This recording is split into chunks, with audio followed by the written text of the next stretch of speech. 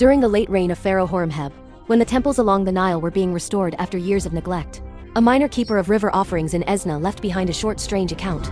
It was not an official report, only a line in the margin of his personal ledger, where he usually noted mundane things like reed prices and boat repairs. It described a night the villagers later called the crossing of the silent backs. It began just after moonrise. The river was calm, carrying the soft hum of insects and the rustle of papyrus reeds. Fishermen were tying their nets for the night when one of them pointed toward the southern bend. Something was moving along the surface, not loud, not fast, but steady.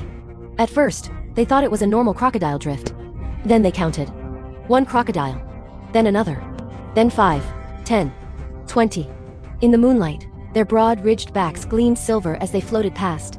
Not hunting, not diving, not wrestling for territory. Just moving. All in the same direction. All at the same lazy, unbroken pace.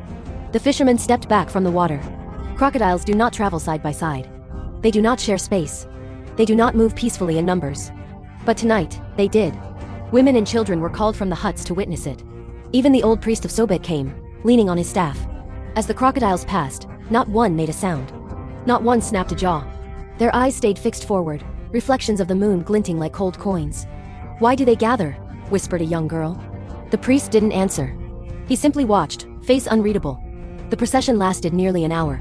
Dozens of crocodiles drifting north, silent as carved statues carried on the water. And then, as though a signal had passed through the river, the last few submerged with slow spirals, leaving only ripples behind. The villagers waited, expecting some omen. A rising plume of mist, a strange cry, perhaps even a celestial sign. But nothing followed. Only the night sounds returned, cautious at first, then fully. The river keeper wrote only, "Tonight the children of Sobek obeyed a call we could not hear." He never clarified the cause. Modern zoologists can. During rare nights of exceptionally strong lunar brightness, crocodiles sometimes coordinate large-scale movements, following prey scent trails or temperature shifts invisible to humans. Their sensitivity to moonlit reflections and polarized light can align their behavior in ways that seem impossibly synchronized. To the people of Esna, it was a sacred procession. To us, it may have been biology responding to the moon.